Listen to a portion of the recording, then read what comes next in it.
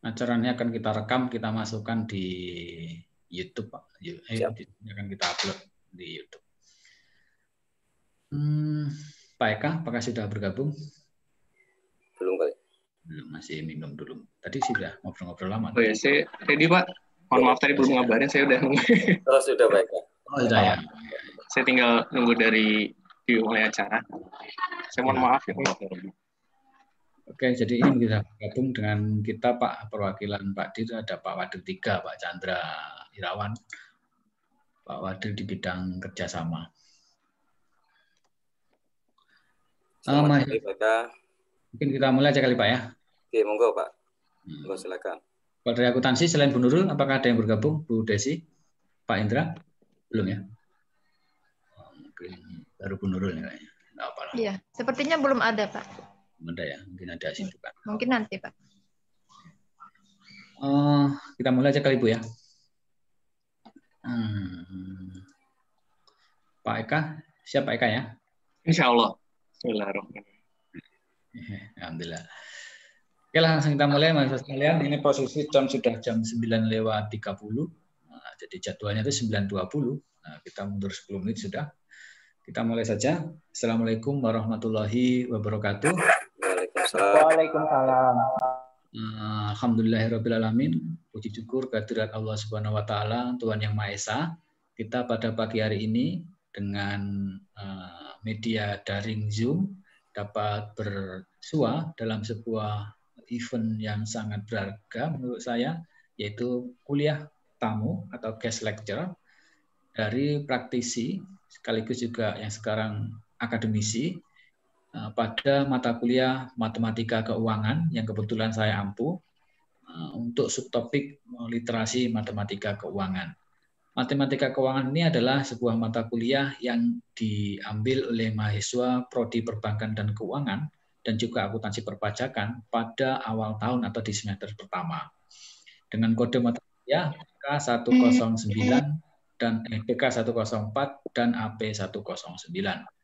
Harapannya mahasiswa akan mendapatkan wawasan yang praktikal dan wawasan yang bersifat tidak textbook perkuliahan sebagaimana yang sudah kita bahas sehari-hari ya, dari beliau-beliau yang praktisi di lapangan. Nanti akan saya bacakan experience beliau sehingga mahasiswa diharapkan lebih mendapatkan wawasan yang lebih lah. Itu pertama. Kemudian saya ucapkan terima kasih kepada Bapak Chandra Irawan, Bapak Wakil Direktur 3, mewakili Bapak Direktur untuk membuka acara nantinya. Saya ucapkan terima kasih juga kepada Pak Eka Krishna Santoso SSI MPA atas kesediaan waktunya untuk sharing session bersama kita di jurusan akuntansi perpajakan. Jurusan akuntansi. Kami ada 2 prodi, akuntansi perpajakan dan D3 perbankan keuangan. Akuntansi perpajakan D4, perbankan keuangan itu adalah D3. Mungkin langsung saja, jadi nanti acaranya simpel saja Pak, nanti langsung kami saya kasih waktu untuk Pak Eka selama mungkin 20-30 menit, lalu nanti ada tanya jawab dari mahasiswa. Harapannya semua mahasiswa antusias untuk bertanya. Nanti ada kuis. Kuisnya itu bersifat online. Tiga penjawab terbaik akan mendapatkan kuesioner souvenir dari kami. Ada juga satu soal yang sifatnya open, ada sifat close jawaban yang pilihan ganda, ada juga jawaban yang open. Nanti kita lihat nanti. Jadi akan ada souvenir dari jurusan. Souvenir berupa tas cantik sama tumbler, nah, gitu ya. Sedangkan yang bertanya akan saya catat untuk mendapatkan nilai plus. Yang pertanyaannya bagus, dijawab dengan baik, nah, akan saya jadi nilai tambah di perkuliahan. Akan saya kasih poin. Gitu ya. Mungkin itu yang pengamatan dari saya. Sebelum saya bacakan kurikulum vitae dari Pak Eka, mungkin sepatah 2 kata saya persilakan Pak Chandra untuk menyampaikan sambutan. Terima kasih. Monggo Pak. Oke, terima kasih Pak Ketua Jurusan, Pak Saiful Gosi. Bismillahirrahmanirrahim. Assalamualaikum warahmatullahi wabarakatuh. Waalaikumsalam. Selamat pagi dan salam sejahtera. Yang kami hormati Kepala Jurusan Pak Saiful Gosi. Selamat datang Pak Eka dari ITK. Dan alhamdulillah bisa bergabung dengan kami di Politeknik Negeri Balikpapan. yang kami hormati Bu Nurul dan beserta dosen yang ada di jurusan akuntansi, dan yang kami banggakan mahasiswa jurusan akuntansi dan panitia. Terima kasih. Pertama-tama malah kita panjatkan puji syukur kepada Allah Subhanahu wa taala karena pada pagi ini kita semua dalam keadaan sehat walafiat meskipun virus COVID-19 masih melanda di Kota Balikpapan, dan kami harapkan kalian menjaga protokol kesehatan dan sehat selalu di rumah masing-masing. Karena dikatakan Pak Eka, kita di jurusan akuntansi ada satu dosen dan satu pegawai yang kena COVID, dan mohon doanya semoga beliau sehat selalu dan bisa nanti kembali untuk mengajar dan bekerja di Politeknik Negeri Balikpapan. Pak Eka dan Pak Sobulgosi dan mahasiswa, hari ini memang luar biasa dan saya apresiasi programnya Pak Sobulgosi untuk ada dosen tamu dari ITK ini yang sangat saya apresiasi karena ini memang untuk meningkatkan kualitas kompetensi di mahasiswa. Dan Pak Eka, kami di Dukbag 3 di bagian kerjasama dan mahasiswa ini terus terang aja kami baru dilantik Pak Eka dari 2 Oktober kemarin. Tetapi program-program saya termasuk yang kerjasama ini, insya Allah nanti tahun ini mudah-mudahan kami bersama dengan bank, salah satu bank di Balikpapan, ini akan membuat kelas industri yang mudah-mudahan nanti teman-teman mahasiswa ini nanti langsung direkrut oleh salah satu bank di Balikpapan, sehingga kalian tidak usah menunggu mencari pekerjaan tapi sesuai repeat order gitu. Dan yang kedua, program kami di 3 itu adalah bebas ujian tugas akhir. Itu yang dinantikan kalian sebenarnya. Tapi dengan syarat Anda harus menjadi juara karya ilmiah tingkat nasional. Dan alhamdulillah sudah ditandatangani oleh Pak Direktur dan insya Allah dengan launchingnya. Dan mudah-mudahan ini menjadi penyemangat kalian untuk bisa meraih yang terbaik di jurusan akuntansi. Ya, karena terus terang aja PKM, program kerja mahasiswa, kemudian kewirausahaan itu juga merupakan nilai yang positif, nilai yang tinggi untuk pemeringkatan mahasiswa di Politeknik di Balikpapan. Dan mudah-mudahan dengan adanya acara ini, Pak Gosi dan Pak Eka, mudah-mudahan apa yang Pak Eka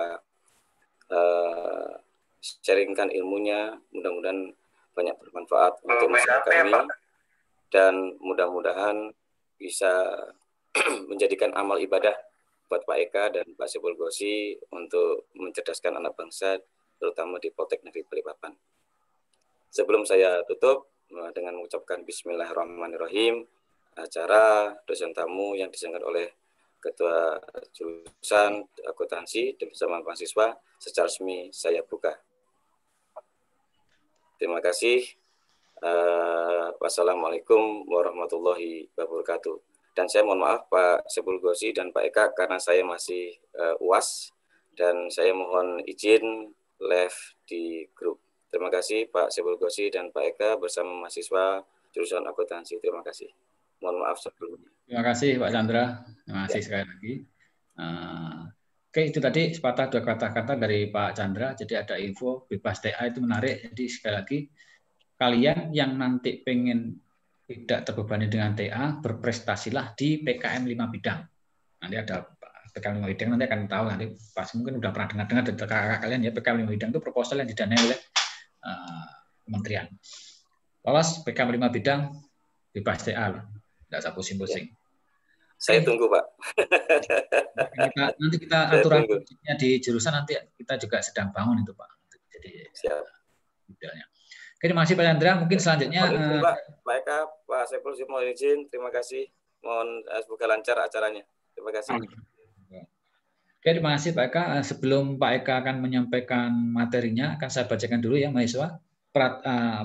Tata tertibnya. Pertama, mahasiswa wajib menyalakan kamera. Jangan menutup kameranya.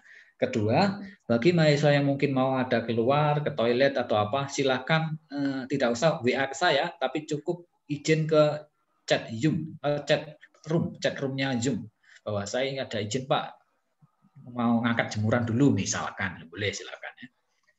Nah, kemudian ketiga, nanti absensi akan kita share di tengah-tengah perkuliahan, di tengah-tengah Pak Eka nyampaikan materi, atau mungkin di akhir akan saya share linknya, silakan isi di situ, klik hadir gitu aja ya. Kemudian pakai email masing-masing. Nanti link pakai Google Form lah, nanti ada. Kemudian yang terakhir yang apa ya tadi ya?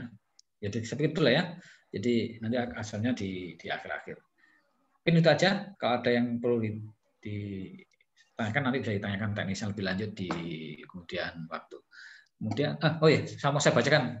Pak Eka Krisna Santoso itu orang Balikpapan asli ya, Balikpapan asli. Kemudian SMA-nya di Balikpapan, kemudian S1-nya di Universitas Gadjah Mada, lulus tahun 2009.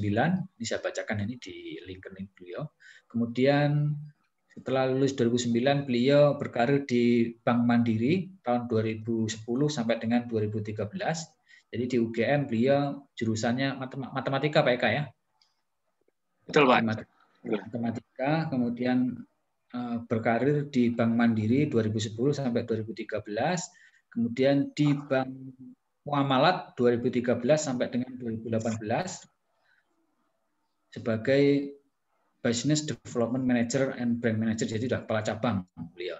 Kemudian setelah itu 2018 beliau keterima beasiswa di Amerika, Fulbright namanya beasiswanya di The University of Akron.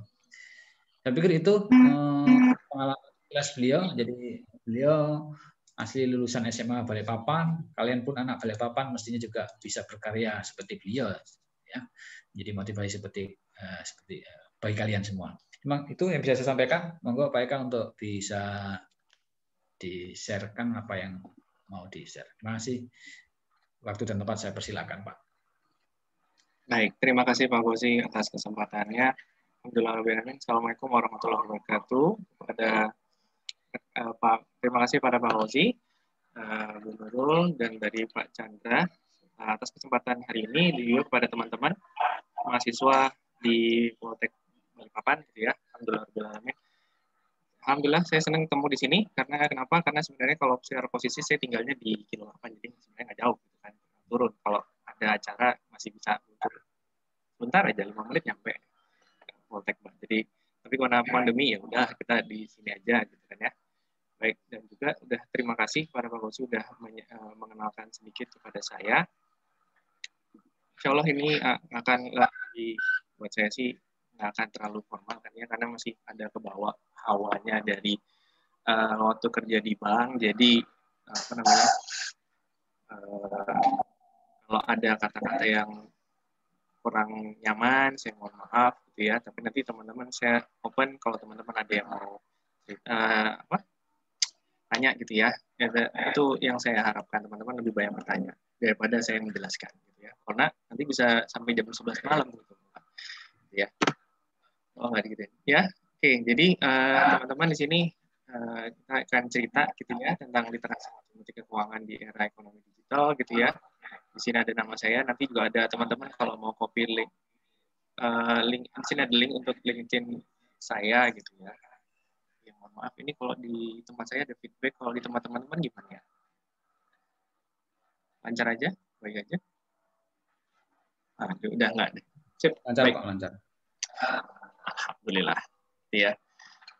Oke, jadi ini ada form link ini saya. Jadi kalau teman-teman biasanya memang banyaknya akun Facebook, Instagram gitu ya. Tapi juga harapannya buat teman-teman untuk masih semester awal gitu ya, you can build your own portfolio. LinkedIn ini isinya tentang nggak tentang isinya jalan-jalan, tapi tentang apa yang teman-teman achieve teman-teman selama perkuliahan. Jadi apa yang teman-teman pelajari, mata kuliah apa aja yang teman-teman pelajari, teman-teman bisa di situ, dan juga teman-teman bisa kenalan dengan berbagai orang, praktisi atau alumni Poltek misalkan gitu. Teman-teman bisa nyari di situ dan nanti bisa sharing di situ, tapi secara formal gitu ya, tidak bebas seperti, bukan nggak bebas ya, bukan se-fluid dari Facebook maupun di Instagram gitu ya.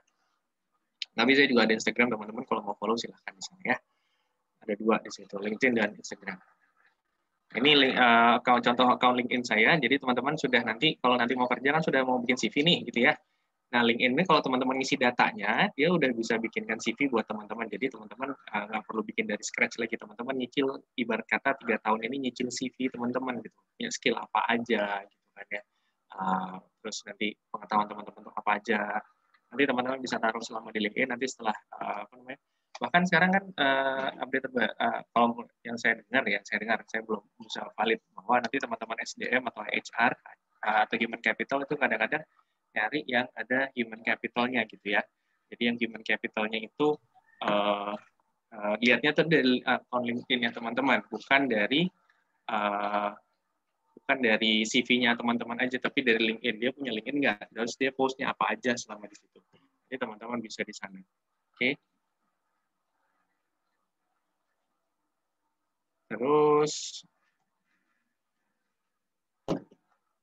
nanti kita ada beberapa poin yang kita bicarain ya. Ada literasi keuangan, literasi digital, ada ekonomi digital, ada financial technology, dan what I've learned so far. Dan nanti mau kita apain sih? Apa yang bisa kita lakukan dengan skill yang teman-teman pelajari di mata kuliah matematika keuangan di sini ya. A glimpse of it. Oke, jadi in general gitu ya. Literasi finansial itu sesuai definisinya yang saya googling dia, pengetahuan, kecakapan, aplikasi, pemahaman, konsep supaya keputusan efektif secara finansial, baik individu maupun sosial. Ya. Nah, itu tujuannya supaya apa? Ini dari BI, definisi dari BI, teman-teman nanti bisa baca sendiri. Oke, jadi dan yang harapannya OJK ini, dari OJK ini ada 3 poin yang diharapkan, yaitu bisa milih atau manfaatkan produk layanan jasa keuangan gitu ya.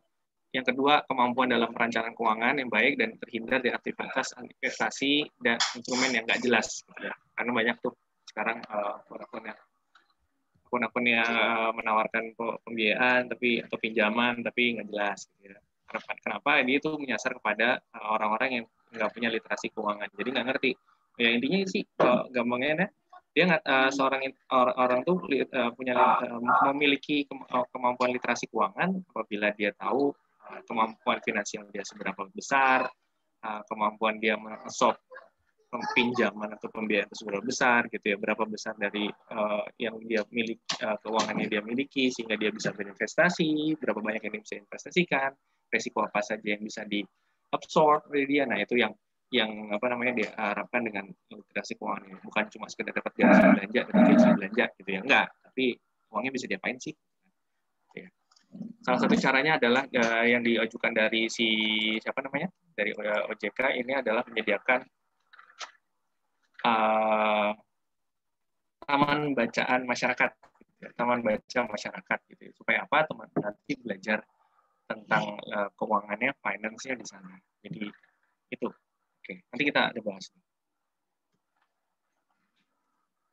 Saya nggak mau terlalu banyak di sini. Sekilas saja. Nah, ini literasi digital, coba intinya adalah bagaimana how people can access, terus join, understand, and spread the information. Jadi orang-orang tuh nggak sekedar sebarin hoax gitu ya, tapi mereka bisa tahu, oh dapat informasi dari mana, informasi valid apa enggak gitu ya. Terus apa yang bisa di-share, bisa dipantas untuk dibagikan apa enggak gitu ya. Dan teman-teman juga bisa memahami, oke, bisa pakai gawe apa aja ya. Tapi kalau teman-teman, saya rasa untuk seumuran teman-teman kita ini udah mudah lah untuk memakai smartphone, dan saya rasa tinggal bijak enggaknya aja yang memakai, tinggal etikanya yang nanti bisa kita susun satu persatu. Karena ini tinggal diajarin di sekolah, tapi kita membangun budaya untuk literasi digital ini. Terus selanjutnya adalah yang maksudnya ekonomi digital, yaitu ekonomi yang didasarkan pada teknologi komputer digital, atau gampangannya you run the business using the internet gitu ya. Kita berbisnis, melakukan usaha gitu ya, menggunakan media internet, koneksi, tidak patokan hanya membuka toko gitu ya kalau usaha atau menjalankan servis apa, tapi menggunakan internet untuk memudahkan dan mengakses pasar yang sangat gede, sangat besar gitu ya. Dan di sini menurut OJK juga potensi ekonominya tuh sampai 133 miliar US dollar karena aksesnya teman-teman tidak lagi hanya di Balikpapan saja. Kalau kita mau jualan, mungkin jualan sayur, let's say, ya daerah situ saja, membuka toko, ya mungkin Balikpapan Utara aja. Gitu. Tapi kalau misalkan teman-teman pakai ekonomi digital, teman-teman akses dari kota mana aja bisa, atau ke negara mana aja bahkan bisa. Ya. Jadi ini akan sangat memudahkan dan membuka pasar. Terus nanti menurut BI juga ekonomi digital merupakan masa depan pertama dari ekonomi. Jadi kita jangan berdiam diri dengan ekonomi yang tradisional aja, yang biasa-biasa saja. Tapi yang luar biasa yaitu sekarang dengan internet, ya. Digital economy. Oke. For your information gitu ya, buat teman-teman sekarang kalau untuk financial technology itu sudah berkembang luas banget gitu ya kalau dengan adanya internet, smartphone, dan application gitu ya. Jadi ini adalah berbagai macam model bisnis ya, bisnis model dari perusahaan-perusahaan finansial. Kalau dulu kita tahu masih diajarkan sampai sekarang bahwa ya layanan keuangan itu hanya bank dan non bank ya. Ya, bank teman-teman tahu ada berbagai macam bank dan berbagai macam layanannya. Yang non bank seperti asuransi, pegadaian, pasar modal saham. Kebetulan saya juga lagi ngaku di kampus lain dan dulu di Madani juga sempat menjelaskan tentang perbankan, bank dan lembaga keuangan. Dan sebenarnya ini juga belum ada di kurikulum. Memang harapannya nanti bisa di next kalau ada yang lagi saya bisa masukkan dalam kurikulum bahwa ini sebenarnya bisa dikembangkan gitu ya.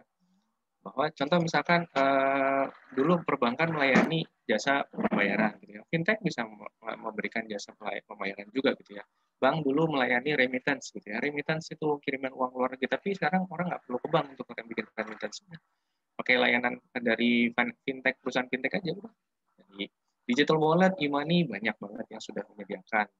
Ya, bahkan bank-bank beberapa yang ketinggalan dengan perusahaan fintech yang bisa bergerak sekarang lebih fluid, lebih cepat gitu ya daripada bank. Kalau bank ya gitu aja gitu kan, bukan gitu-gitu aja. Mereka agak lambat bergerak. Mereka sudah besar, banyak regulasinya gitu ya, sehingga sebelum melakukan suatu produk itu dia harus analisa produknya panjang sehingga nanti akan agak sulit. Kadang-kadang agak sulit untuk berinovasi gitu. Kadang-kadang ya nggak mesti. Ya. Dan inovasi ini tidak bisa dilakukan secara lokal gitu ya. Tentu kalau kita kerja dulu ya udah kita apa yang diberikan ketentuan, kebijakan, rules yang ada dari pusat ya udah kita harus jalankan di daerah, terutama kita yang di daerah ini gitu ya. Kalau teman-teman yang di pusat gitu ya jadi perbankan tapi yang di pusat mereka bisa create policy sendiri, tapi itu nggak bisa 1-2 bulan, bisa setahun baru bikin policy gitu ya. Itu yang membedakan kita dengan perusahaan fintech ini. Kalau mereka udah di pusat, ada sokongan investor, yang mereka jalan deh. Nah, yang umum ini peer-to-peer lending itu yang tadi diawasi oleh OJK supaya tidak terjadi investasi kepada pihak-pihak yang nggak jelas gitu ya. Oke, dari sini juga ada equity crowdfunding. Equity crowdfunding itu maksudnya adalah kita kalau mau minta modal gitu ya kepada orang, cari investor gitu ya. Kita nggak perlu, kalau dulu ya cari investor tuh, cari modal tuh satu, pinjam dari bank gitu ya, orang tahu gitu. Yang kedua, cari investor yang duitnya miliaran gitu kan ya.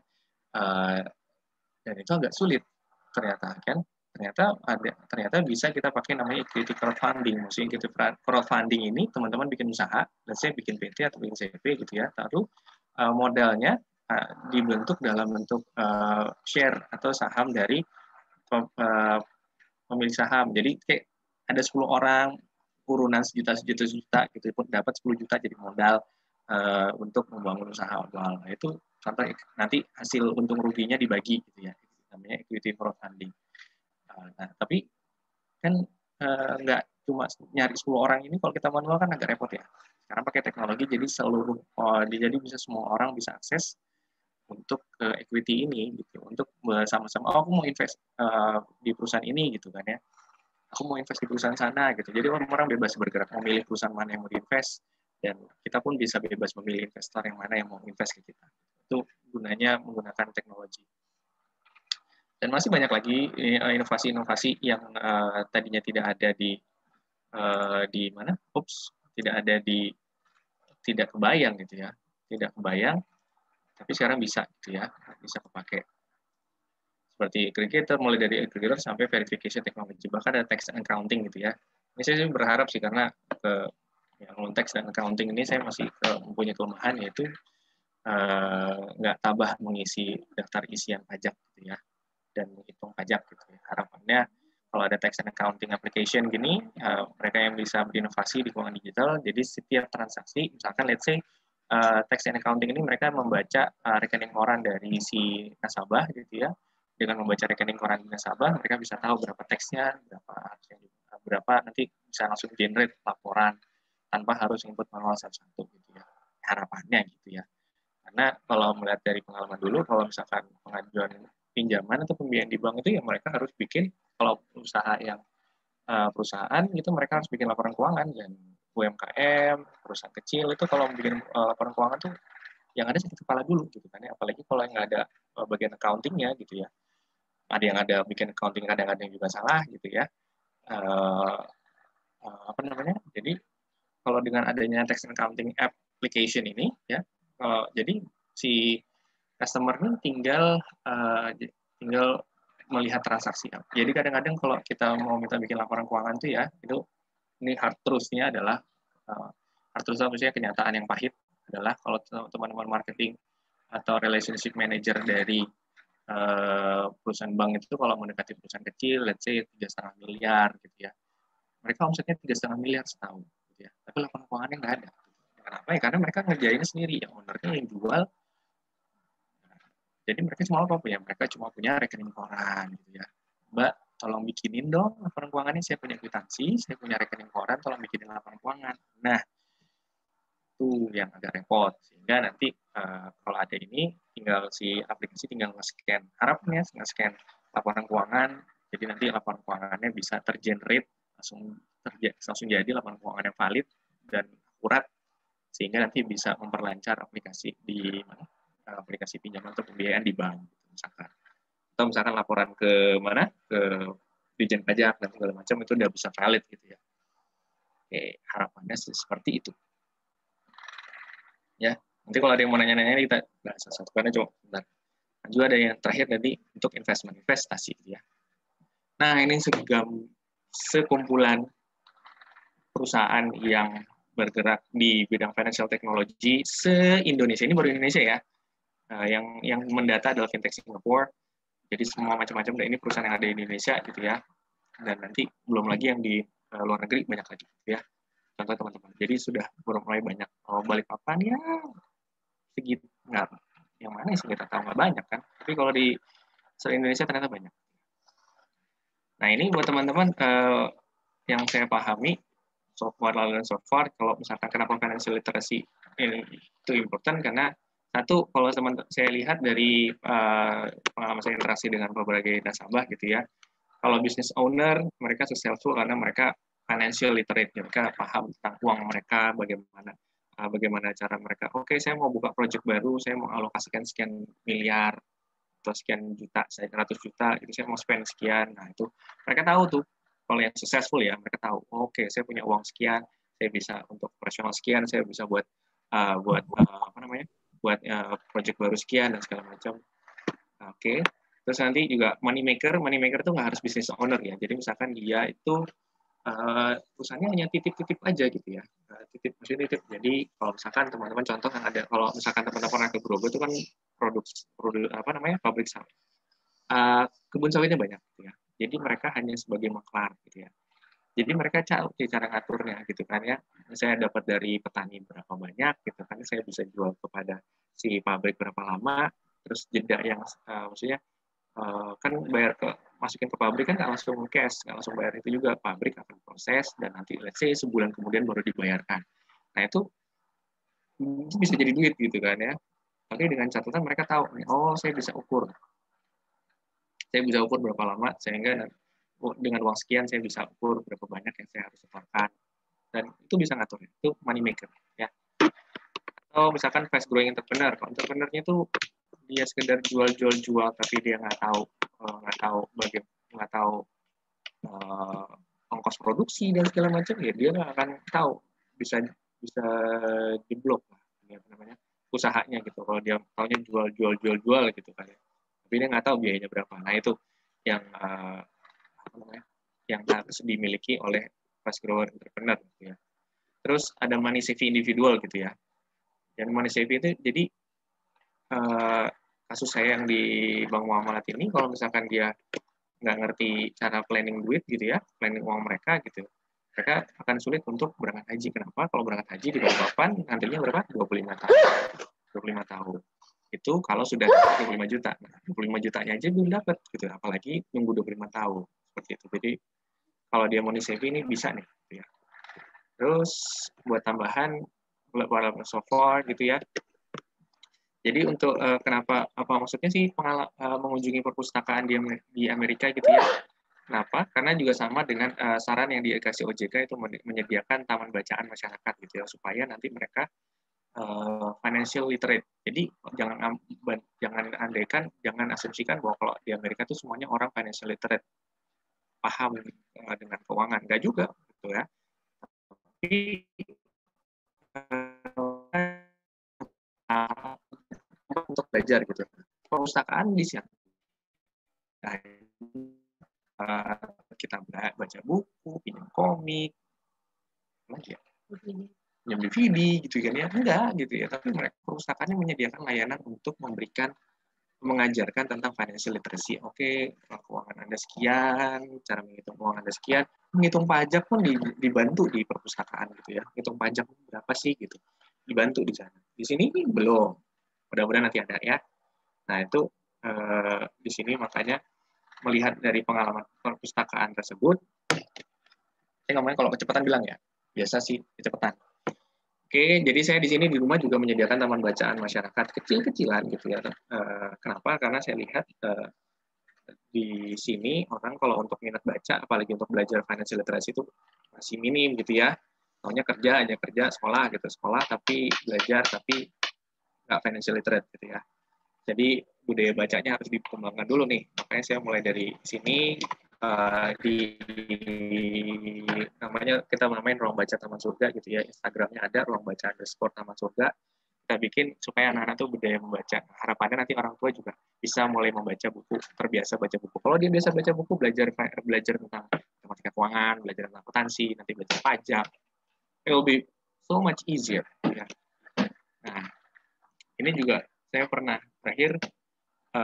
saya pernah dulu waktu kuliah gitu ya, ada bukan matematika keuangan ya, applied mathematics gitu ya. Saya tuh nyoba gitu ya, menghitung dana pensiun pribadi gitu ya. Teman-teman nanti coba deh, kalau mumpung masih awal gitu ya. Teman-teman sudah tahu teori of interest kan? Teman-teman sudah tahu present value, future value gitu kan ya. Nah, teman-teman pertanyaan yang paling mudah, asumsi teman-teman pensiun kerja dimulai usia 25. Lalu pensiun di usia 55. Oke. Lalu teman-teman hidup sampai usia let's say 85 tahun. Ya. 80 tahun, 85 tahun ya. Jadi teman-teman punya 30 tahun untuk save some money gitu ya, yang akan digunakan pada saat teman-teman berusia 56 sampai 85 tahun. Oke. Kira-kira gitu ya. Lalu teman-teman kira-kira dengan let's say sekarang teman-teman biaya sehari-harinya adalah 1 juta sehari, sebulan. Asumsi aja dulu. Ada yang 2 juta, ada yang 3 juta gitu ya. Asumsi 1 juta biar gampang. Kalau misalkan teman-teman kebutuhan uangnya adalah 1 juta per bulan sekarang, teman-teman harus punya uang berapa di usia 55 ya. Sehingga nanti uang itu bisa dipakai antara usia teman-teman 56 sampai 85 tahun. Berapa banyak sih yang harus kita simpan supaya kita masih bisa hidup dengan uang yang setara 1 juta sekarang, ya. Ambil inflasinya 5% gitu ya. Nah, itu berapa future value-nya di usia 55, ya kan? Nanti berapa future value di masing-masing usia 56, di tahun 56 sampai 85, itu teman-teman future value uangnya harus berapa sih? Dari sekarang sejuta nih, usia 25 sejuta. Nah, kalau misalkan di usia 56, sejutanya itu jadi berapa gitu? Worth berapa? Teman-teman lihat tuh, hitung kira-kira berapa. Ya, coba nanti kalau sudah nanti tinggal kasih tahu Pak Gozi, nanti jadi bahan diskusi. Siapa tahu bisa jadi tugas akhir. Oke, challenges-nya tadi bahwa beberapa business owner bahkan tingkat corporate itu bahkan nggak ngerti, ada beberapa sih, nggak semua ya, not financial literate tuh. Terus atau ya misalkan UMKM, small business owner itu mereka butuh modal tapi nggak tahu mereka kemampuan bayar mereka berapa ya, apalagi yang di bank itu adalah kebutuhannya adalah berapa sih yang mampu dibayar, kemampuan dia bayar berapa gitu ya, itu harus butuh ada. Berapa modal yang dibutuhkan juga nggak tahu, taunya oh saya mau bikin gedung, saya mau bikin sewa ruko, tapi dia nggak tahu penjualannya berapa. Tentu nggak financial literate, nggak belajar dulu ya. Jadi itu padahal itu penting kalau misalkan orang mau invest kepada suatu usaha, dia harus tahu oh uangnya mau dipakai apa sih, terus nanti baliknya kapan. Itu yang harus ada financial literate. Oke. Terus nanti individualnya itu karena terbiasa untuk hidup dari hutang. Kalau mereka nggak hidup hutang dulu gitu kan ya. Padahal nggak mesti juga gitu ya. Oke, nggak mesti. Jadi mereka hidupnya hutang. Padahal nggak perlu sampai segitunya. Oke. Nah, apalagi yang ngutang buat lifestyle dong. Ya. Lalu teman-teman sudah paham tentang annuitas, effective flat. Ini ada beberapa poin, ini bisa panjang ya.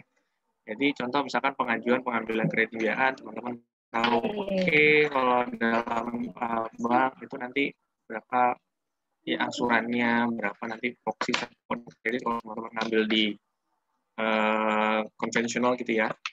Oke, lalu teman-teman bisa financial planning, teman-teman bisa investasi mulai dari sekarang, dari tadi, equity funding, peer-to-peer financing, mutual fund, stock, itu bisa pakai. Lalu entrepreneur skill, contoh misalkan kalau teman-teman mau kasih piutang kepada customer itu penting ya, bayar itu berapa lama, lalu resikonya berapa banyak, lalu teman-teman worth it nggak, harusnya cash harus bisa apakah cash atau piutang gitu ya. Macam-macam. Kalau dulu saya pernah coba juga ada 2 skema, jadi ada customer yang saya kasih cash, ada customer yang saya kasih piutang gitu ya. Jadi berapa banyak piutangnya itu juga harus diprediksi. Oh jangan semuanya juga dikasih piutang gitu ya, harus dibatasi berapa banyak ya, itu tergantung masing-masing perusahaan gitu ya, nggak ada rumusnya. Tapi ilmunya ada. Atau misalkan teman-teman pakai yang sekarang baik itu adalah developer syariah yang tidak pakai bank, itu ada gitu ya. Mereka pakai istisna, salam, ijarah, murabahah. Istisna itu bayar sekarang jadinya nanti, atau kalau salam itu adalah istisna itu dibangun dulu bayarnya belakangan gitu ya, nyicilnya belakangan, salam itu nyicilnya sekarang jadinya nanti gitu ya. Kalau ijarah itu sewa menyewa, kalau murabahah itu adalah jual beli ya, istilahnya adalah murabahah gitu. Musyarakah itu namanya syirkah atau tadi equity ya, equity. Nah, di sini juga nanti ekonomi digitalnya nggak hanya biasa tapi juga syariah. Teman-teman juga nanti bisa dimagang di perusahaan-perusahaan keuangan gitu ya, atau perusahaan dengan inventory. Maksudnya adalah kalau teman-teman inventorinya piutang. Ya. Nah ini juga teman-teman harus showcase your ability di LinkedIn gitu ya. Teman-teman punya kemampuan apa aja, skill yang udah dipelajari gitu ya. Sehingga nanti orang-orang ketika cari networking kepada orang-orang yang di luar sana, mereka bisa tahu oh kalian tuh pintar, bisanya apa gitu ya. Lalu semua ilmu yang ada teman-teman pelajari selama matematika keuangan ya, itu teman-teman bisa rangkum dalam suatu file spreadsheet yang memudahkan orang untuk memahami tentang matematika keuangan. Jadi kalau misalkan saya mau, misalkan paling gampangnya present value, future value, kalau saya punya 1 juta sekarang, berarti ini akan bernilai berapa 20 tahun kemudian gitu ya. Atau kalau misalkan saya punya usaha, saya mau kasih pembiayaan kepada orang, tapi setahun saya ngasih marginnya berapa banyak gitu ya. Kalau misalkan bayar tunai 100 juta gitu ya. Kalau misalkan dipiutangkan, teman-teman mau kasih harga berapa? 110 kah, 120 juta kah, 150 juta ya. Nanti teman-teman tingkat pengembaliannya berapa? Nah, itu pakai spreadsheet ya. Yang itu manual gitu, pakai spreadsheet, at least pakai spreadsheet. Dan ini pesan pribadi, ini saya juga dulu pernah ngajuin, buat teman-teman tuh sebenarnya bisa, saya motivasi ya, ajak teman-teman supaya ikut program pertukaran pelajar, khusus yang belum S1 gitu ya, belum ini karena kan program saya S2 gitu ya. Untuk teman-teman yang belum S2, belum untuk S2, teman-teman bisa pakai di linknya di sini ya, pakai Aminef. Itu program dari Fulbright gitu ya, namanya Global Undergraduate Exchange Program. Itu di sana teman-teman 1 semester kuliah di Amerika gitu ya, dibayarin gitu ya. Terus teman-teman cari teman deh gitu, di sana. Ya, jadi nanti ini apa namanya, bisa itu buat apa sih? Buat nanti teman-teman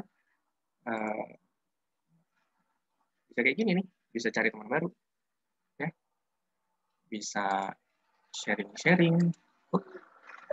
Nah itu nanti kalau mau ada bahasan khusus tentang pengalaman saya ke Amerika sana, apa aja yang ngapain, maksudnya kegiatan yang ngapain aja nanti kita akan atur lagi, apa namanya, atur lagi di beberapa kesempatan ke depan. Ya, ini bukan buat gaya-gayaan, kelihatannya kalau misalkan saya nggak ria, saya bukan gaya, tapi teman-teman intinya adalah ya, apa namanya,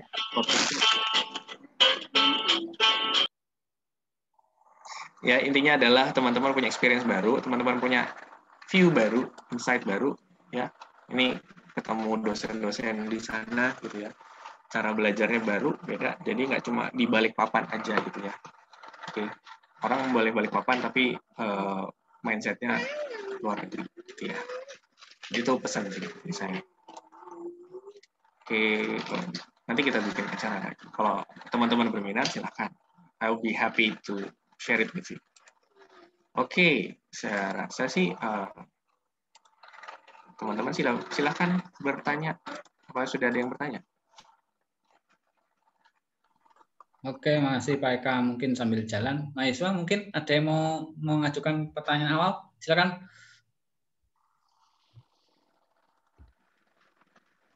Dari PK 1. Yang bertanya langsung aja ya, open mic aja. Tadi ini ada yang ngechat, langsung aja open mic. Siapa ini, namanya Virus Akila. Silakan Virus Akila. Ya Pak, saya izin bertanya. Nama, kelas?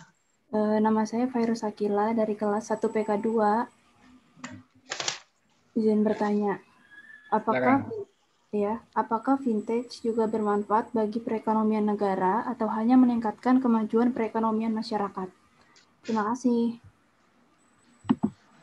Oke, terima kasih Virus. Ini pertanyaan ini bisa satu SKS sendirinya nanti. Jadi in short, ya, in short bahwa ini ya dua-duanya dapat, perekonomian negara dapat, kemajuan masyarakat dapat. Nanti kalau teman-teman sudah belajar makroekonomi belum ya? Ya nanti makroekonomi itu nanti GDP, berkaitan dengan GDP kalau masalah ekonomi negara. GDP naik kalau consumption naik, gitu ya. Salah satu cara consumption naik adalah meningkatkan akses kepada finance, gitu ya. Cara mengakses mengakses finance yang lebih agar dapat konsumsi naik, maka teman-teman masyarakat tuh harus bisa akses kepada keuangan, gitu ya, finance. Nah, fintech ini role-nya adalah situ supaya nanti salah satu role-nya adalah meningkatkan akses kepada keuangan atau inclusion, gitu ya. Sehingga tadinya orang-orang yang tadinya nggak tahu saham, tapi mereka punya uang, gitu ya, mereka nggak tahu akses ke saham, mereka bisa invest ke saham pakai aplikasi tadi, ya, nggak perlu ke Jakarta, gitu ya. Terus misalkan mereka nggak punya duitnya, belum miliaran gitu, misalnya masih jutaan gitu, tapi mau invest juta 2 juta gitu, mereka bisa pakai crowdfunding atau bahkan juga bisa beli saham gitu.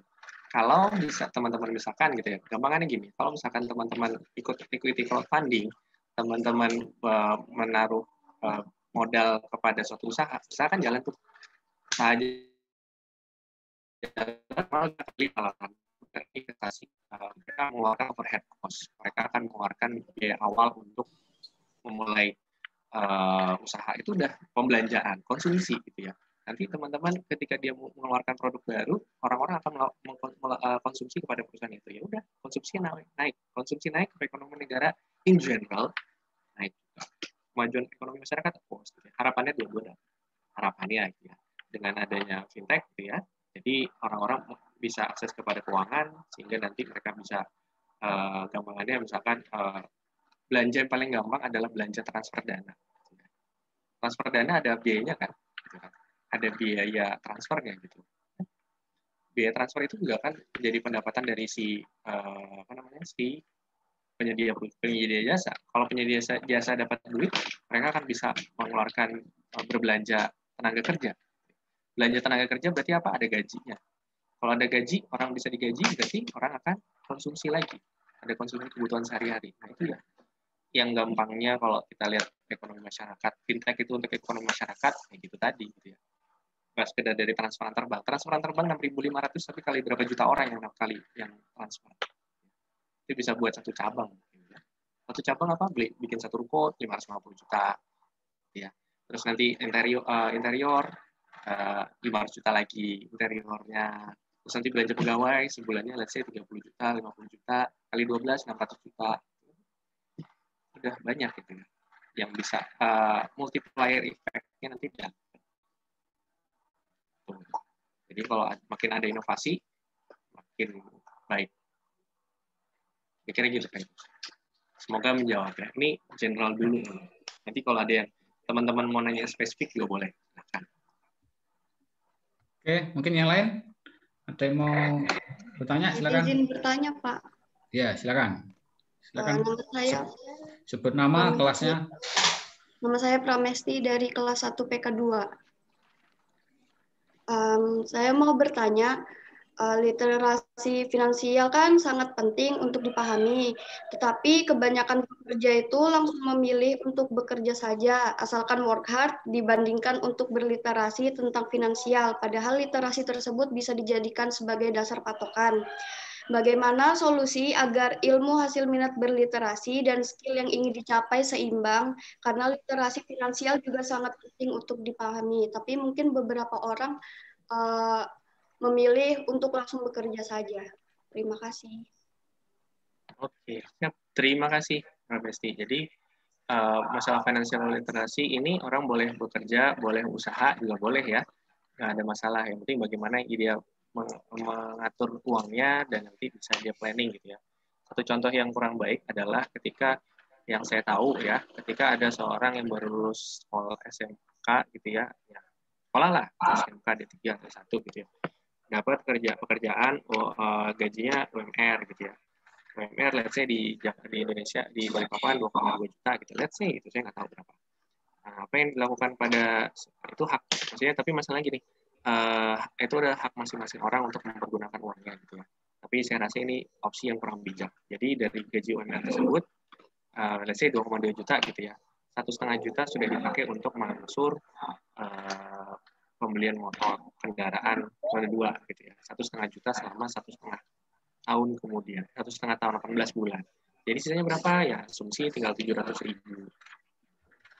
Ya, buat apa gitu? Bisa nggak kita hidup dengan 700.000? Emang kita hidupnya nggak hanya dengan kendaraan roda 2? Saya sih nggak orang wise gitu ya. Jadi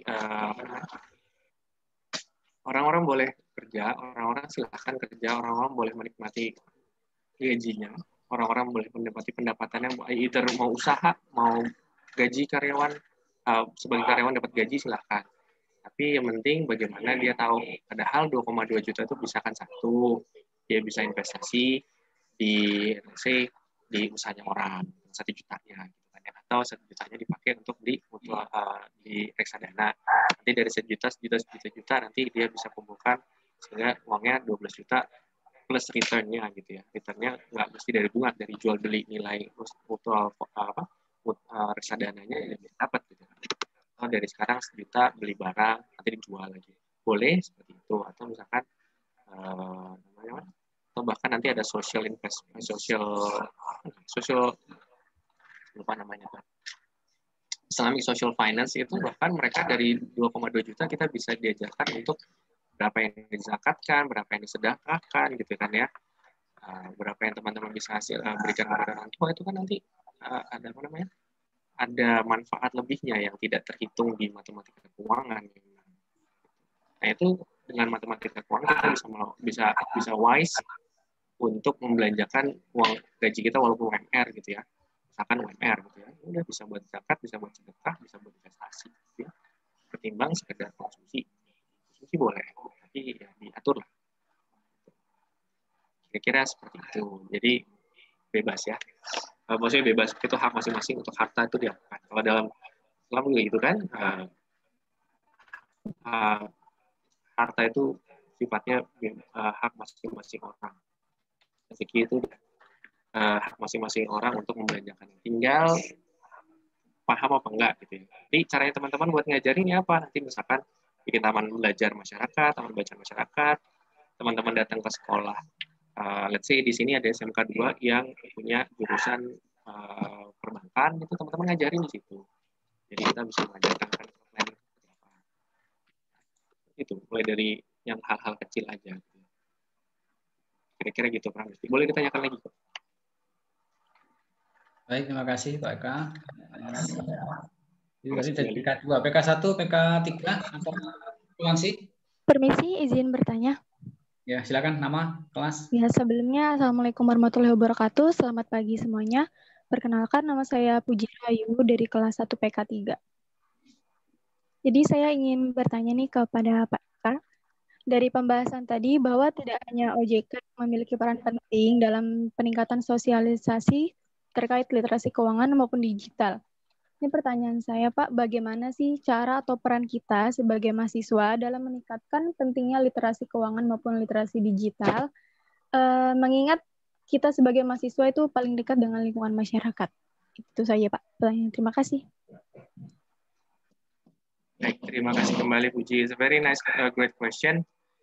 Jadi, tadi misalkan kalau teman-teman mau meniru yang ada di perpustakaan di ekran kemarin, dia menyediakan seperti pojok konsultasi untuk perencanaan keuangan atau jadi mereka yang mau buka usaha itu bisa berkonsultasi tentang bagaimana merencanakan keuangan untuk usahanya dia gitu ya. Jadi misalkan dia udah usaha jualan pizza selama setahun, tapi dia nggak tahu tuh omsetnya berapa, dia nggak tahu keuntungan berapa, biaya berapa, gitu ya. Teman-teman yang sudah belajar tentang hal itu bisa menyediakan, let's say pojok konsultasi UMKM sehingga UMKM nanti bisa tahu, oh saya itu sebenarnya udah jualannya sudah ternyata sudah 100 juta loh setahun gitu, tapi kok segini aja ternyata ya biayanya 120 juta setahun kan, minus malah. Seperti itu. Saya nggak nikmatin gaji, saya kalau jualan banyak gitu ya. Tapi kok nggak ada uang yang saya nikmatin gitu ya. Karena dia jualan doang, nggak menggaji diri sendiri, nggak ada alokasi buat gaji dia sendiri. Jadi dia makanya juga tetap capek. Setelah setahun usaha capek karena kita usaha tapi nggak ada hasilnya gitu. Nah, itu pojok yang boleh saya sarani itu teman-teman bikin taman pojok bacaan, atau pojok bacaan itu bukan untuk datang baca gitu, tapi ngasih tahu misalkan konsultasi. Kalau orang-orang yang saya lihat di sini ya mereka lebih suka diajarin gitu ya, lebih suka diajarin ketimbang walaupun kalau mau diajarin ya, kalau pasnya dapat yang mau diajarin gitu. Banyak sih ya udah jalan-jalan aja, tapi kalau pas dapat yang diajarin, ajarin. Pas ada yang mau baca dikasih buku yang bisa buat bantu buat baca ya. Karena kalau seperti saya bilang tadi, di lingkungan dekat saya rumah aja mau baca susah gitu kan, diajakin baca gitu. Di tempat sepupu saya datang, baca yuk, malas gitu, baca aja sulit, membaca aja malas, apalagi belajar tentang financial literacy kan, baca buku akuntansi isinya tabel dan angka semua, apalagi pajak, nah itu gampangannya kan. Teman-teman luar biasa tabah gitu kan, menjalani hari-hari dengan angka-angka, tabel-tabel dan peraturan gitu, mereka nggak tabah. Jadi buat teman-teman yang sudah tabah menjalani hari-hari dengan perpajakan, uang, angka, variabel-variabel gitu kan ya, teman-teman ajarin gitu ya. Tapi dengan bahasa mereka gitu ya.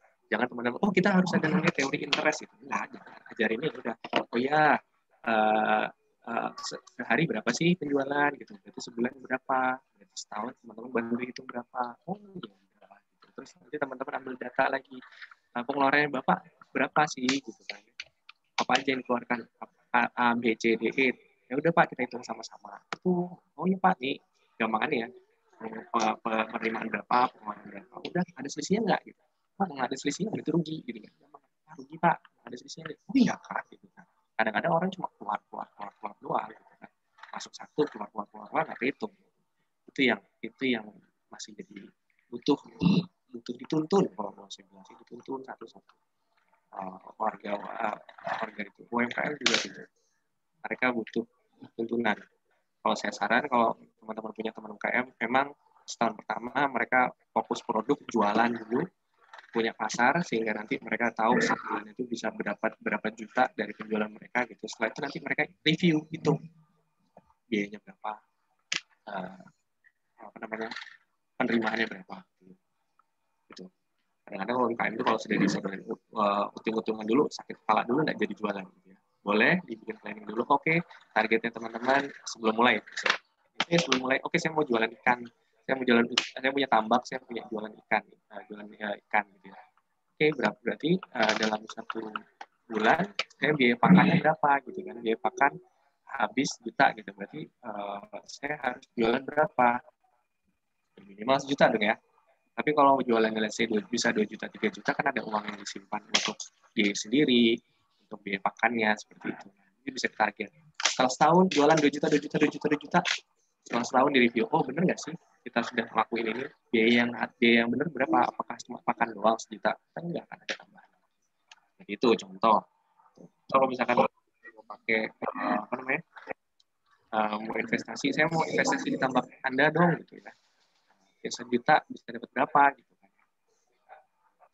Kalau bisa dapat 2 juta, oh berarti dapatnya 2 kali lipat gitu. 2 kali lipat, tapi ternyata setelah di review 2 jutanya dapat dari berapa? Dari 2 tahun investasi. Jadi teman-teman, oh ya udah mending saya naruh di bank aja dapat untung yang sama selama jangka waktu yang sama. Seperti itu. Atau misalkan teman-teman ada di sini crowdfunding di Kilo 12 gitu ya, dia buka jasa investasi usaha bibit lele gitu. Jadi dikasih hitungannya sampai ternyata setelah setahun ternyata return yang bisa diberikan adalah perkiraan 26%. Kan orang-orang mikir, iya 26%. Timbang saya naruh di bank deposito berapa, ya kan? Tapi di investasi di bibit usaha tersebut bisa 26% setahun gitu ya. Itu kan bisa menarik gitu. Tapi kalau nggak disusun seperti itu, orang nggak akan mau investasi. Tapi harus bantu menyusun bisnis plan namanya, kerennya gitu ya. Teman-teman sudah paham matematika keuangan, teman-teman bisa bikin bisnis plan, tahu orang-orang kan bisa mikir, oh investasinya worth it apa enggak. Kalau cuma untungnya ternyata 6%, 5%, ya ngapain sudah nunggu lama, itu 5%, 6% doang. Teman-teman bisa ngatur, oh iya, di bank sekian, usaha sekian. Belum lagi kalau sudah 5%, terus itu bubar risikonya. Nah, itu teman-teman yang bisa bantu untuk financial. Mudah-mudahan menjawab ya. Terima kasih Pak atas jawabannya. Terima kasih kembali. Terima kasih Puji Rahayu. Mungkin ada yang lain ingin menggali pertanyaan, silakan tanya apa aja yang mungkin masih ada di benak kalian. Langsung aja, tidak usah chat ya. Langsung aja open mic. Kalau saya boleh testimoni sih, ini sudah yang materi yang diberikan Pak Gozi, menurut saya di matematika keuangannya sudah applicable banget. Tinggal nanti teman-teman bisa menerapkannya di spreadsheet gitu ya. Karena nanti kita pakai juga spreadsheet. Saya pernah bikin tabel angsuran, saya pernah bikin bikin refinancing, pernah bikin penyesuaian angsuran. Kalau misalkan kemarin pada saat mulai COVID, orang-orang mulai kesulitan pembayaran angsuran. Nah, bank juga kan menyesuaikan angsurannya. Itu kan butuh ilmu matematika keuangan ini. Nah, itu tapi tinggal teman-teman bagaimana menerjemahkannya ke spreadsheet sehingga nanti memudahkan teman-teman kalau kan nasabahnya nggak 1-2, kan banknya bisa ratusan. Gitu. Terus nanti angsurannya nggak cuma 2 bulan, 3 bulan, angsurannya bisa 40, 50 sampai 120 bulan ke belakang. Gitu. Gimana nanti ngaturnya kalau nggak pakai spreadsheet? Minimal. Itu yang teman-teman bisa tonjolkan kelebihannya. Gitu. Dan bisa jadi solusi buat si perusahaan pembiayaan. Kalau teman-teman nanti mau magang. Jadi prinsip refinancing dalam kondisi COVID ini kayaknya banyak diperlukan kali Pak ya, karena banyak orang pengen penyesuaian installmentnya kali ya. Antara refinancing sama penyesuaian angsuran, bahasanya saya lupa.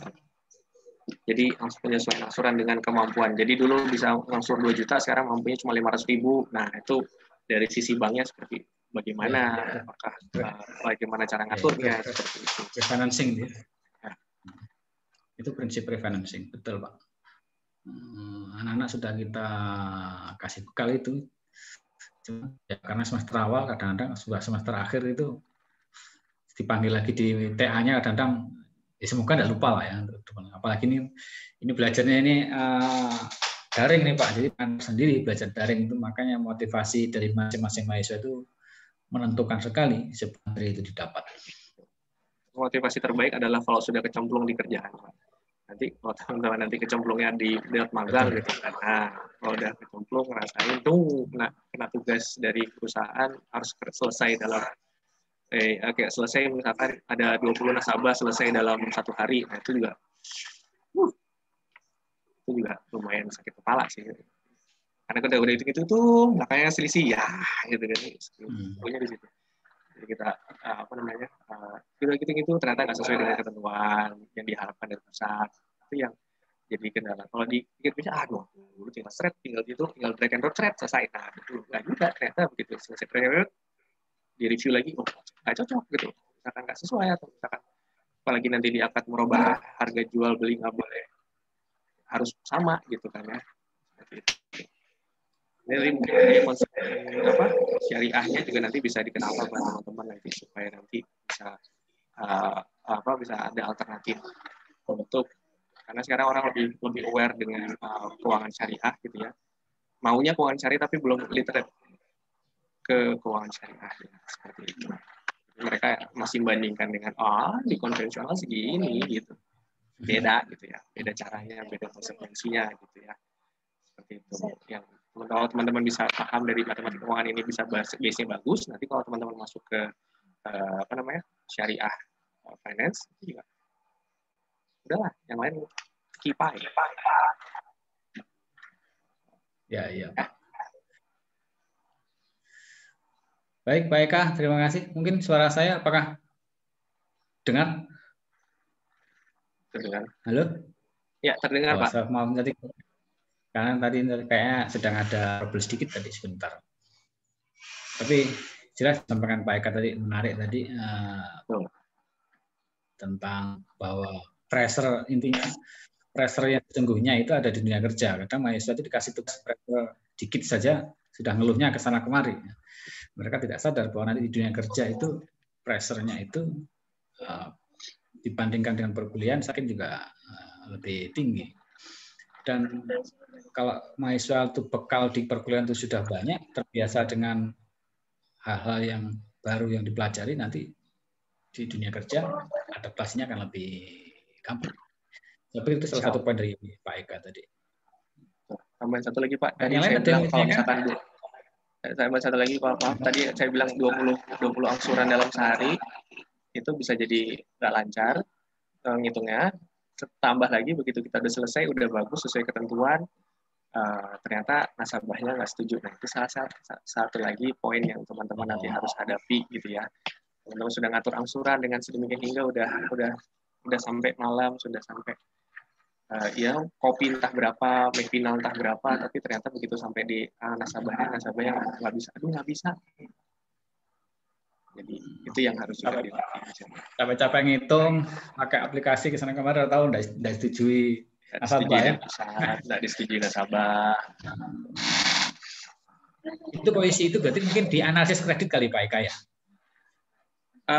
Kemarin ada sebelum pencairan kredit, iya di analisa kredit. Nanti pada saat kalau misalkan yang penyesuaian angsuran itu berada di tim collection atau penagihan. Jadi kalau tim collection nggak cuma tahunya nagih bayar, nggak, mereka juga akan menyesuaikan angsuran sesuai dengan kemampuan si nasabah seperti itu. Jadi mereka negosiasi, diskusi kepada nasabah tentang pembiayaan mereka, bagaimana cara mengaturnya, seperti itu. Begitu cara Nah, pada saat itu yang saya bilang tadi sudah diatur-atur, nggak disetujui pusat. Begitu sudah disetujui pusat, nasabahnya nggak mampu, itu yang nanti jadi pressure tersendiri, bukan hanya formula dari matematika keuangan ini, enggak juga. Itu hanya awalnya. Pressure sesungguhnya nanti begitu ketemu nasabah sama ketemu company policy gitu ya. Masuk. Itu poin penting ya bagi kalian bahwa pentingnya matematika keuangan dan adaptasi dengan tantangan yang ada di dunia kerja itu seperti itu ya. Jadi kalau dikatakan matematika keuangan kredit itu hanya pada jabatan analisis kredit itu rupanya salah ya. Di bagian collecting atau bagian funding atau bagian apa penagihan pun rupanya juga dituntut untuk bisa berimprovisasi materi seperti itu. Apalagi kepala cabang nanti harus lebih tahu lagi. Mahasiswa yang lain mungkin tanya. Kepala cabang malah harus semuanya, Pak. Jadi Ya. analisa kredit dia bisa, angsuran juga bisa gitu. Bahkan nanti kalau teman-teman di bagian pemasaran, relationship manager, itu bahkan bertemu dengan nasabah yang bisa nanya, kalau saya nanti bisa ngangsurnya berapa? Nah, itu kan harus bisa menghitung on the spot gitu ya. Ada beberapa perusahaan pembiayaan juga nanti dia sebagai tim salesnya namanya credit marketing officer biasanya itu ya. Dia tim salesnya, dia yang cari nasabahnya, begitu dapat nasabahnya, dia ngitungin angsurannya. Soalnya dia harus CMO ya. Nah, CMO, kerennya itu Credit Marketing Officer gitu. Jadi dia analis sekaligus sales gitu ya. Jadi sales dia datang, dia cari, dia prospek, dia ajak nasabah, begitu nasabah mau, dia nanya, angsurannya berapa? Nggak cuma dari tabel. Kalau begini gimana? Kalau gini gimana? Kalau gitu gimana? Nah, pada saat negosiasi itu yang nggak bisa pakai tabel gitu ya. Jadi harus paling nggak intuisinya dapat gitu ya. Intuisi. Oh nanti kalau sekian tahun jadi sekian. Kalau misalkan saya pelunasan, misalkan saya ambil 5 tahun nih, kalau misalkan saya pelunasan 3 tahun, saya jadinya berapa? Nah itu kan teman-teman CMO ini yang ngadepin nasabahnya duluan, jadi dia harus ngitungnya bisa cepat. Paling nggak dapat informasi, walaupun nggak exactly correct, tapi dapat gambaran kira-kira berapa sih. Nggak harus, oh ya Mbak, saya Bu, maaf saya ke analis dulu, saya ke bagian collection dulu, nggak bisa. Kadang-kadang nasabahnya, kalau nggak mau saya nggak dapat, saya pindah ke sebelah. Gitu.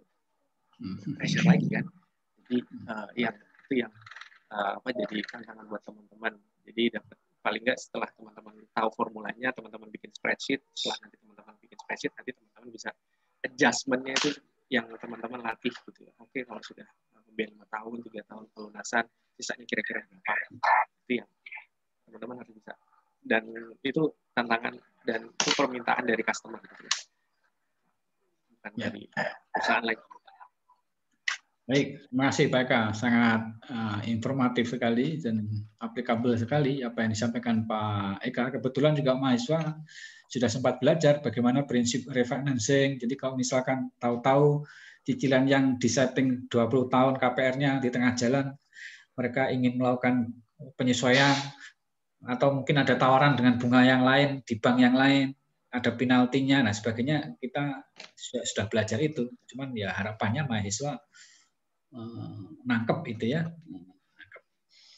Jadi prinsip refinancing itu rupanya penting. Tidak hanya di bagian analisis kredit, marketing pun harus on the spot, ngitung cepat harus bisa. Tapi harapannya nanti ketika kalian di dunia kerja, kalian harus lebih adaptabel ya dengan tantangan yang ada. Ini materi di matematika keuangan ini hanya pancingan saja. Apa yang disampaikan Pak Eka tadi itu adalah sekelumit tantangan yang nanti mungkin di masa yang akan datang mungkin kalian akan menderita tantangan yang juga berbeda dan lebih berat mungkin. Saya pikir itu.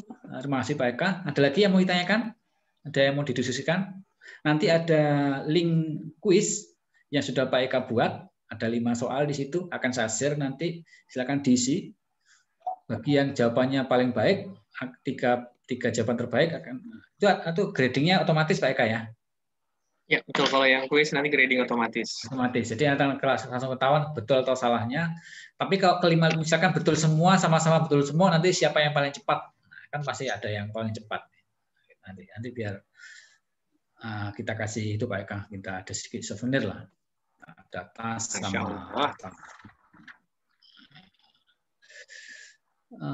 Kemudian itu ada lagi yang mau tanyakan, silakan. Mumpung masih ada waktu 5 menit. Bisa nih. Kelemahan kita di sini begini nih Pak, kalau kuliah itu jarang nanya, nanti kasih kuis nggak bisa jawab. Jadi kultur kita mungkin kalau di Amerika mungkin dikasih pertanyaan itu mungkin pada angkat tangan semua kali Pak ya. Kalau di kita di Balikpapan terutama kalau suruh saya nanya itu tahu.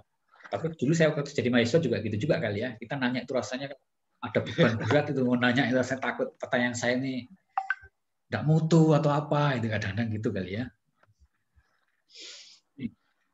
Ya kalau boleh sharing sedikit tentang pertanyaan yang dari Pak Hozi tadi ya gitu. Kalau misalnya Budaya bertanya buat teman-teman, memang ada, saya juga merasakan, oh masa gini aja ditanyain gitu ya. But the people there, the students over there, in your level, in the same level, undergraduate students, they ask even that kind of questions. That, why do you need to ask that, bro? Tapi ya, they ask. Buat mereka nggak paham. And then the professor, mereka nggak sempat ada kata buah. Why do you ask that person? Nggak ada gitu. Oh iya, mereka dengan antusias menjawab. Word kita tuh apa sih nanyain? Saya pribadi kadang-kadang nanya untuk lihat teman-teman nanya, kok gitu ditanya sih gitu kan? Kirain udah kayak gitu udah paham, enggak juga. Gitu they ask if they need to ask. Dan profesor harus merespon dosen maksudnya. Dan kami teammate, setelah satu classmate tuh nggak pernah ada yang komplain, ngapain sih nanyain gituan. Mereka appreciate, oh yeah, that's a good question, that's a great question, awesome, interesting question. Mereka akan selalu memotivasi seperti itu. Tapi yang namanya kita kebiasaan ya, harapannya teman-teman bisa bangun dari sekarang. Gitu ya, nanya aja. Jangan anggap bahwa pertanyaan teman-teman tuh pertanyaan, mohon maaf ya, pertanyaan bodoh, nggak ada pertanyaan bodoh. Apa dia nggak bodoh, atau dibilang nggak paham. Jangan dibilang bego karena nggak ngerti gitu, nggak. Tanya. Biasanya tanya. Gitu. Anything. Baik, Kak. Terima kasih banyak. Mungkin cukup ya. Masalah ada ya? Oke. Kalau tidak ada, mungkin sekali lagi saya ucapkan terima kasih. Mungkin saya sedikit membuat sedikit catatan dari apa yang tadi disampaikan Pak Eka, bahwa apa sih makna literasi keuangan yang bisa kalian lakukan, atau manfaatnya, atau apa yang bisa kalian lakukan. Itu pertama, digunakan matematika keuangan dapat bermanfaat di dalam mengambil keputusan di dalam kredit pembiayaan, kemudian membuat financial planning, kemudian membangun investing skill, ada crowdfunding di situ, mutual fund di situ, kemudian membangun juga entrepreneurial skill, kemudian membangun juga literasi digital, ekonomi digital syariah, kemudian kalian harus bisa membangun portofolio sedini mungkin ya. Di LinkedIn tadi Pak Yoga sudah ngasih tahu bahwa di jaringan LinkedIn itu banyak sekali, banyak disimak, banyak profesional di situ. Kalian bisa bangun portofolio, mungkin pernah magang di mana, berpengalaman kerja part time di mana, pernah membuat aplikasi apa, itu tulis saja di situ. Itu nanti akan berguna di dalam orang menilai kalian di dalam dunia kerja. Kemudian yang mungkin ke depan, karena ini sudah mulai zamannya itu menyusun aplikasi sederhana, aplikasi di bidang finance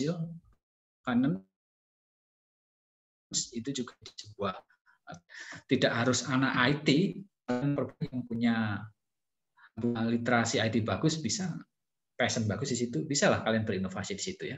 Saya pikir itu yang bisa saya sampaikan Pak Eka.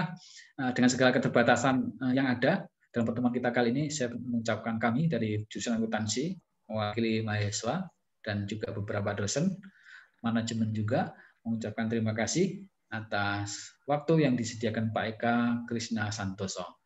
Kita kasih aplaus mahasiswa semua buat Pak Eka. Terima kasih. Semoga kalian bisa terinspirasi ya dengan Pak Eka nih, si Balikpapan, seperti juga kalian. Kalian kalau bisa berprestasi pun bisa juga seperti Pak Eka menjadi seorang karyawan bank lama, atau bisa dapat beasiswa ke Amerika juga. Oke, mungkin itu Pak Eka. Mungkin ada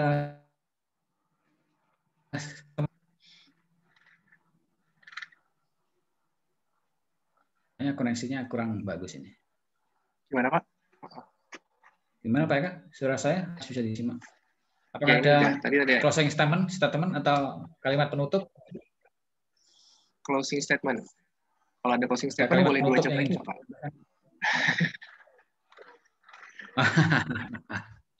Enggak kok. Jadi buat teman-teman nanti banyaklah bernetwork gitu ya, cari teman-teman lingkungan yang nggak sekedar di Poltek Baja, Dan nanti ini it's a good way. Makasih Pak Gosi sudah menyediakan waktu buat teman-teman nanti untuk dapat understanding tentang apa yang mereka nanti, the big picture lah paling nggak. Teman-teman punya big picture apa yang mau dilakukan setelah dari setelah dari kuliah ini, big picture-nya apa seperti itu. Sehingga nanti bisa di breakdown ke kita hal-hal kecil apa yang bisa teman-teman lakukan gitu ya. Hari ini mau ngapain, semester ini mau lulus apa, mau ambil mata kuliah apa gitu, nanti mau magang di mana, itu nanti breakdown-nya bisa seperti itu. Dan juga saya berharap teman-teman nanti bisa berwawasan luas. Salah satu contohnya adalah memaksakan diri untuk ikut program pelajar, karena kalau udah kecemplung udah paling nggak pasti harus belajar gitu kan ya. Kalau misalnya saya belajarnya nggak pernah, kadang-kadang juga harus kecemplung, baru nanti bisa belajar dan bisa bermanfaat. Harapannya sebaik-baik orang adalah yang bermanfaat, dan teman-teman kalau ada yang mau mau gabung di komunitas taman bacaan yang saya buat, itu nanti bisa japri aja, nanti kita bisa diskusi. Oke. Hal-hal kecil mudah-mudahan bermanfaat bagi warga. Sebaik-baik manusia adalah yang bermanfaat bagi manusia lainnya. Insya Allah. Makasih Pak Gozi. Mudah-mudahan nanti ada acara lagi di kemudian hari. Insya Allah. Terima kasih Mas Eka. Nanti sekali lagi buat Mas Eka, kita tutup ya acara kita sesi ini. Alhamdulillah, Rabbil Alamin. Wallahu muwaffiq ila aqwamit thoriq. Wassalamualaikum warahmatullahi wabarakatuh. Waalaikumsalam. Jangan lupa kalian isi absen, kemudian nanti ya diisi absennya linknya sudah saya sampaikan di Zoom chat.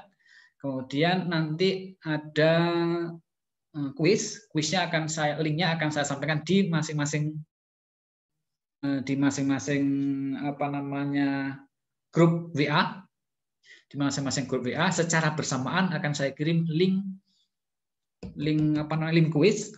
Cepat dikerjakan, ada 5 soal pilihan ganda di situ. Siapa yang cepat dan betulnya paling banyak, dialah saya ambil 3 terbaik. Tadi saya sampaikan satu kelas 1 orang ya, seralat. Jadi tidak harus satu kelas 1 orang. Kalau dalam satu kelas rupanya ada 3-3-nya dari kelas PK3 misalkan, ya sudahlah anak PK3. Tidak harus satu kelas 1 orang, tidak, seralat ya. Kemudian yang kedua, ada satu soal, bukan soal ya, sebuah open question begitu di BLP. Jadi di BLP itu ada sebuah pertanyaan nanti di situ. Tolong itu kuis yang sifatnya open, IC, tidak ada jawaban salah dan jawaban betul. Jadi itu ditulis saja di situ apa jawaban kalian. Nanti juga akan dipilih kita akan pilih mana jawaban yang paling bagus di situ. Jadi ada 3 kuis sama satu, jadi ada 4 yang dapat souvenir nanti ya. 3 sambil dari kuis pilihan ganda, 1 dari kuis di BLP. Kalau 1 itu dari kelas 1 PK, dari kelas PK sama kelas AP sambil 1 saja. Dari sekian sambil 1 saja. Jadi ada 4 yang dapat souvenir ya. Paham ya? Jadi nanti di BLP tolong disimak, nanti ada soal 1 aja di situ. IC. Sifatnya bukan salah benar, tapi semacam pendapat saja. Jangan khawatir, wah materinya enggak, jangan tidak ada kaitan materi. Yang penting tentang pendapat saja. Pendapat yang paling bagus akan saya kasih hadiah juga. Terima kasih. Kita tutup sampai sekian. Wassalamualaikum warahmatullahi wabarakatuh. Atau ada yang mau ditanyakan terkait teknis sekolah ini? Ketua-ketua kelas ada yang mau ditanyakan? Nanti UAS-nya minggu depan ya.